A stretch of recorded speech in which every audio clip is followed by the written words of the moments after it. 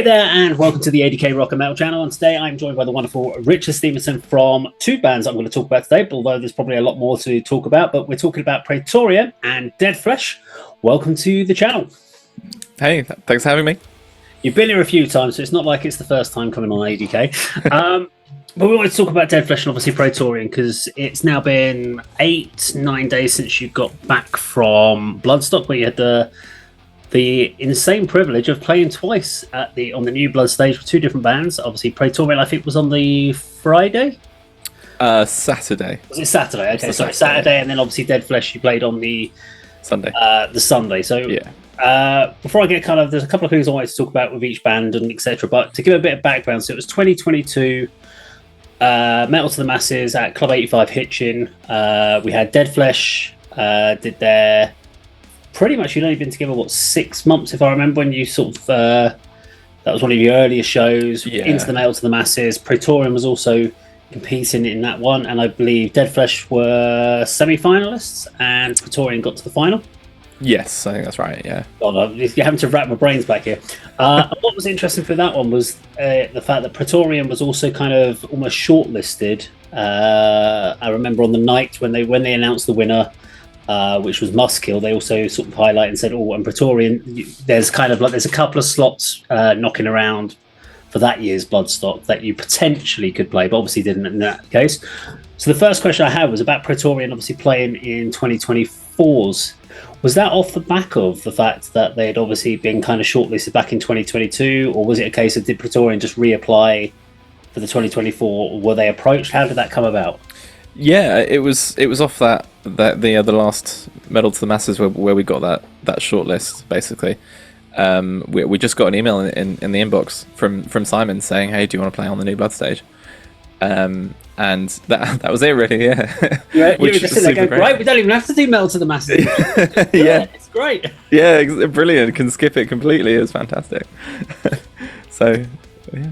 It was amazing, obviously, to see these guys, the guys in Praetorian getting there and getting their chance to opportunity to play on the Saturday, and obviously you guys absolutely killing it this year. Because when we talked about the 2024 heats, when we saw all the bands announced, we did this whole big video on the channel, which unfortunately never saw the light of day because at the time we had the 16 bands that were competing.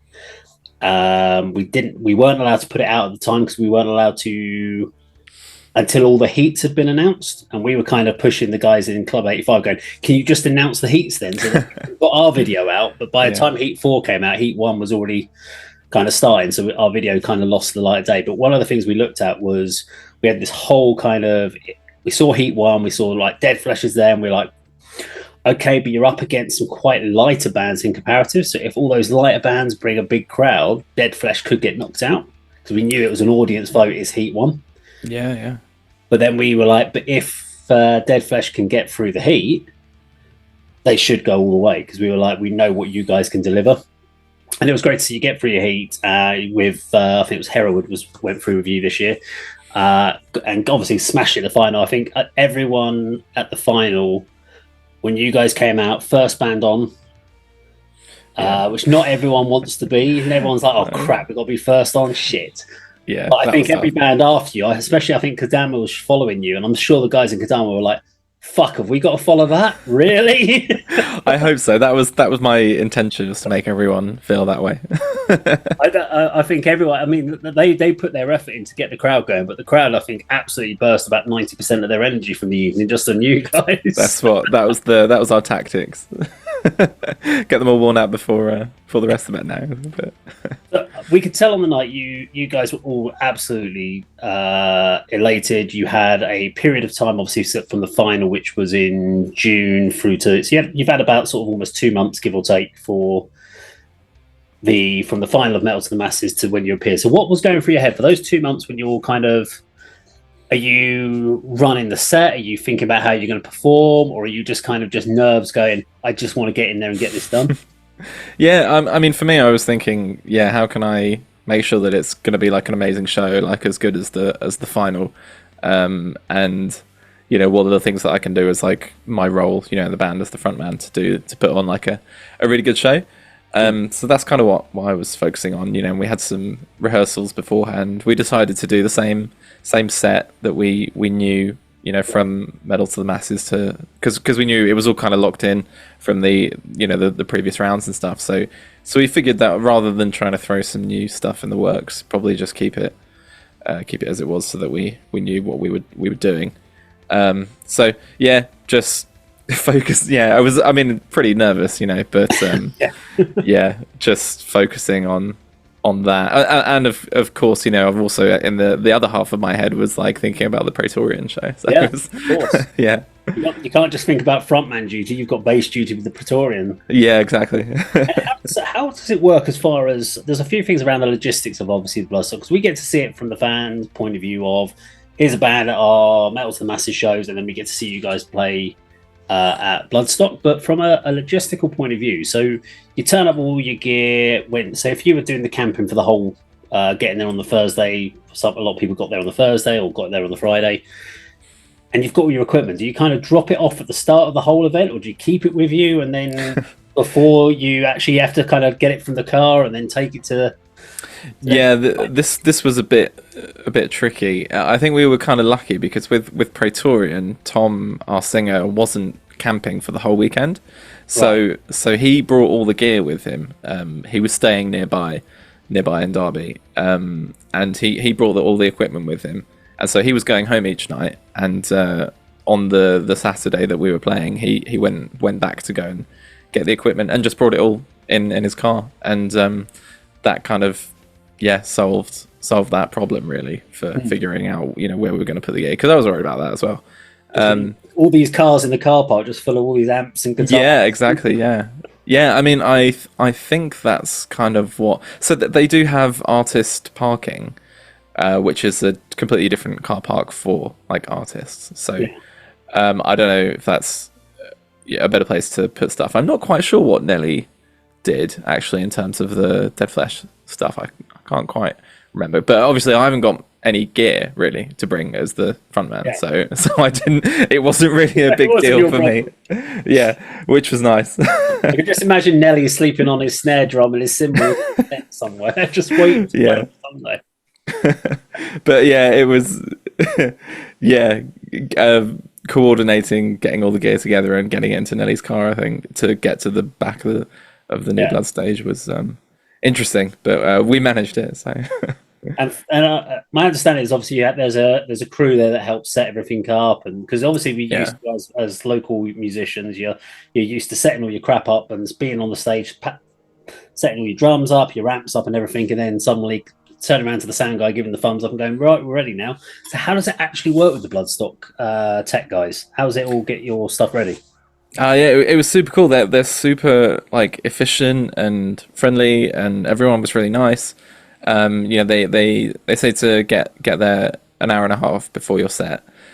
So you turn up, and sort of they've got areas to put all your gear. They've got different like sections.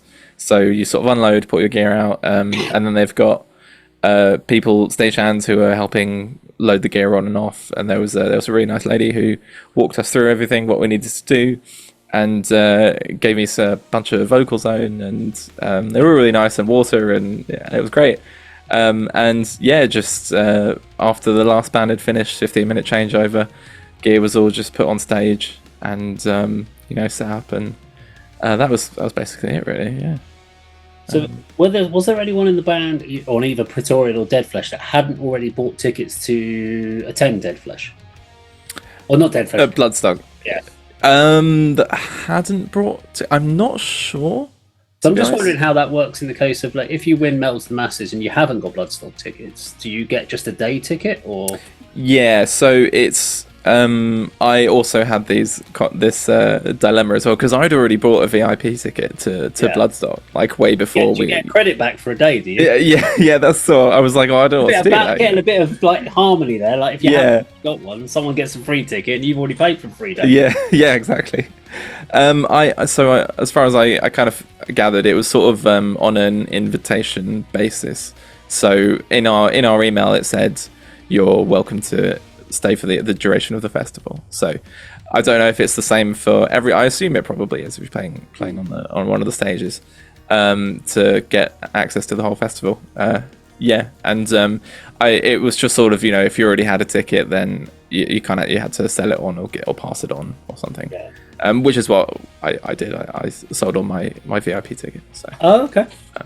I was sitting there thinking it was a bit harsh for those that hadn't. If you'd already paid for it, and they're like, "Well, sorry, no, you've paid for yours. You don't get, you can't get money back, or you've still got to use yours, and you can't get your free one now." Yeah, exactly. Yeah, but and it was a bit weird because I had 2 wristbands as well because I was like, sort of 2 tickets technically, But no, it all worked out all right in the end. So so I sold off my ticket and stayed for the whole festival, and it was great. So how does it now? I because obviously you were. It was only you out of the Hertfordshire scene guys from Praetorian and obviously Dead Flesh doing both sets. So you get in there. You must have got there on the Thursday night or the Friday and Thursday. Yeah, you're already sitting there. You think about, well, you can't just. Can you just relax and get into the festival and enjoy the festival, or are you still constantly thinking? I know probably on the Sunday by about midday you're already in the back of your head going 4-hour countdown, and you're already you're not really thinking. You're watching bands, and are you actually watching them, or are you still in the back of your head thinking about your set? I want to know about your mental state through that weekend. I mean, to be honest, I wasn't super stressed about it. Like I don't tend to get super stressed before shows, which is good because otherwise I wouldn't really be able to do it. Although I would say the Dead Flesh set in particular probably was the most stressed I've been before a show, bar the Metal to the Masses finals. So that was tricky, but in general I wasn't. I can sort of put it to one side up until the same day. So with the Praetorian one, I find the Praetorian shows like quite easy to not stress about because I feel like there's less pressure. When I'm playing bass, I don't have to think about what I'm going to do as a frontman. I can just sort of rock up and plug in and play the riffs, and which is great because it makes things a lot easier for me and a lot less anxiety inducing. So I wasn't really too stressed about the Praetorian gig, like up until the morning, I think, where I woke up and was like, right, cool, got to go and do the show, but the Dead Flesh one, the Sunday morning, so it wasn't too bad actually because we had a lot of interviews in the press area. So before the show, I was doing sort of 4 hours worth of like interviews. So I was kind of preoccupied with that, so I didn't really have much time to worry about the set. But then like I don't know, an hour or 2 hours before the show, I was like, fuck, like I was not feeling good. Like I was just like, just feeling really anxious and like, stressing out about that. But I mean, how good was it to walk out onto that stage and see so many of the local guys from the Hertfordshire scene? Because I've seen some of the pictures and just seen so many of the guys that we've seen at Club 85 in that crowd, seen some Dead Flesh t-shirts. That must have helped you settle your nerves. Oh, absolutely! It was so nice seeing all my friends. Like loads of people who'd come to Bloodstock just for the day, like just to come see us play, which was like so nice. It's the nicest thing. The support was just like crazy. Seeing all the, like local friends and on the other front row and all the support, man. It was amazing, and it definitely helped because there was like, standing on stage, you could see where the people at the back who were all like the just punters or random people checking us out, but then there was a very clear section sort of in the middle that was like, friends. You guys know what's up. And it was so nice. Like I really couldn't appreciate it more. I mean, so how's the rest of the bands? Are you all now, or the rest of the guys in the bands, are you in your post-Bloodstock blues at the moment, or is this energized now? How's everyone feeling having come off the... Obviously, that's a huge high to come from. Yeah, I'm certainly... I've been... This last week has been a bit shit, not gonna lie. Come back from Bloodstock playing like the biggest show as a frontman that I've ever done, and going back to the office job is like, okay, like, why am I doing this again? It's tricky. So it's been difficult for me, but The other guys, I'm not 100% sure really. We haven't met up since the show yet. So, but spirits have been good, band wise. So, everybody had a really good time and thought it was a really good experience. And I think everybody's doing pretty good. So my last main question is, one of the things I've looked at is over the years of Metal to the Masses, people go on to do the New Blood stage, and a few bands eventually go on to the next stage, Sophie Lancaster stage, and they hope to get onto the headline or get onto the main stage in the future.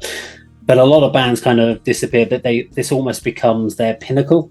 They've done the Bloodstock, they've done the New Blood stage, and they disappear. So how are you going to capitalise with both Praetorian and Deadflesh? What's the plan for these two bands to capitalise on your performances at Bloodstock and move forward?